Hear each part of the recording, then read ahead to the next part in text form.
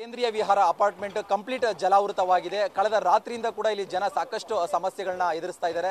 Apartment ಹೊರಗಡೆ ಹೋಗೋದಕ್ಕೂ apartment ಒಳಗಡೆ ಬರೋದಕ್ಕೂ ಸಾಕಷ್ಟು ಕಷ್ಟ ಆಗ್ತಿದೆ. ಸದ್ಯ ನೀವು ಗಮನಿಸ್ತಾ ಇರಬಹುದು ದೃಶ್ಯಗಳಲ್ಲಿ ಟ್ರ್ಯಾಕ್ಟರ್ ಮುಖಾಂತರ ಅಪಾರ್ಟ್ಮೆಂಟ್ ನಿವಾಸಿಗಳನ್ನ ಹೊರಗಡೆ ಕರೆದುಕೊಂಡು ಹೋಗುವಂತಹ ಕೆಲಸ ಆಗ್ತಾ ಇದೆ. ಅದೇ ರೀತಿ ಅಪಾರ್ಟ್ಮೆಂಟ್ನ ಹೊರಗಡೆ ಇರುವಂತಹ ಜನರನ್ನ ಕರ್ಕೊಂಡು ಹೋಗೋದಕ್ಕೂ ಕೂಡ ಟ್ರ್ಯಾಕ್ಟರ್ ವ್ಯವಸ್ಥೆ ಮಾಡ್ಕೊಳ್ಳಾಗಿದೆ. ಅಂದ್ರೆ ಸ್ಥಳದಲ್ಲೇ ಕಳೆದ ರಾತ್ರಿಯಿಂದ ಕೂಡ BBMPಯ ಸಿಬ್ಬಂದಿಗಳು ಕೆಲಸ ಮಾಡ್ತಾ ಇದ್ದಾರೆ. ಯಾಕಂದ್ರೆ ಸಾಕಷ್ಟು ವಾಹನಗಳು ಇಲ್ಲಿ ಬೇಸ್ಮೆಂಟ್ ನಲ್ಲಿ ಸಿಗಾಕೊಂಡಿರೋ ದೃಶ್ಯಗಳು ಕಾಣಿಸ್ತಾ ಇದೆ. ಬೈಕ್ಗಳು, ಕಾರ್ಗಳು ಯಾವುದು ಕೂಡ ಈಗ ಸದ್ಯ ಹೊರಗಡೆ ತಗೊಂಡು ಹೋಗೋದಕ್ಕಾಗಲ್ಲ. ಯಾಕಂತ ಹೇಳಿದ್ರೆ 3 ರಿಂದ 4 ಅಡಿ ನೀರು ಇಲ್ಲಿ ಬೇಸ್ಮೆಂಟ್ ಅಲ್ಲಿ ನಿಂತ್ಕೊಂಡಿದೆ. ಸೊ ಜೊತೆಗೆ ಕರೆಂಟ್ ಅಂದ್ರೆ ಬೆಸ್ಕಾಂ ಡಿಪಾರ್ಟ್ಮೆಂಟ್ ಅವರು ಕರೆಂಟ್ ಅನ್ನು ಕೂಡ ಕಂಪ್ಲೀಟ್ ಆಗಿ ಆಫ್ ಮಾಡಿದ್ದಾರೆ. ಜೊತೆಗೆ ಲಿಫ್ಟ್ ವ್ಯವಸ್ಥೆ ಕೂಡ ಇಲ್ಲಿ ಇಲ್ಲ. ಬೆಳಗ್ಗೆ ಮನೆ ಕೆಲಸದವರು, ಹಾಲು ಮಾರಾಟಗಾರರು, ಇನ್ನಿತರ ಜನಗಳು ಒಳಗಡೆ ಬರಬೇಕಾಗಿದೆ. ಜೊತೆಗೆ ಅಪಾರ್ಟ್ಮೆಂಟ್ ನಿವಾಸಿಗಳು ಕೂಡ ಸಾಕಷ್ಟು ಕಾರ್ಯಕ್ರಮಗಳು ಅಥವಾ ಆಫೀಸ್ಗೆ ಹೋಗುವಂತರು ಕೂಡ ಹೊರಗಡೆ ಹೋಗಬೇಕಾಗಿದೆ.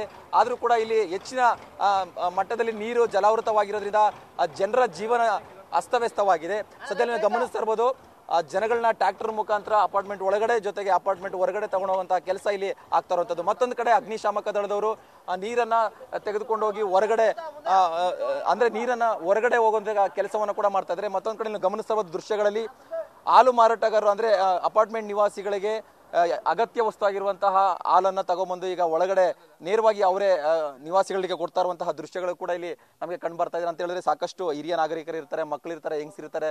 ಸೊ ಅವರಿಗೆ ಮೂಲಭೂತ ವ್ಯವಸ್ಥೆ ಆಗಬೇಕಾಗಿದೆ ಈ ಸಂದರ್ಭದಲ್ಲಿ. ಹಾಗಾಗಿ ಅಗತ್ಯ ವಸ್ತುಗಳೇನು ದೈನಂದಿನ ಅಗತ್ಯ ವಸ್ತುಗಳನ್ನ ಪೂರೈಸುವಂತಹ ಕೆಲಸಗಳು ಕೂಡ ಇಲ್ಲಿ ನಡೀತಾ ಇರುವಂತದ್ದು. ಒಟ್ಟಾರೆ ಕಳೆದ ರಾತ್ರಿಯಿಂದ ಸುರಿದಂತಹ ಭಾರಿ ಮಳೆಯಿಂದಾಗಿ ಕೇಂದ್ರೀಯ ವಿಹಾರ ಅಪಾರ್ಟ್ಮೆಂಟ್ ಜನರ ಜೀವನ ಅಸ್ತವ್ಯಸ್ತವಾಗಿದೆ.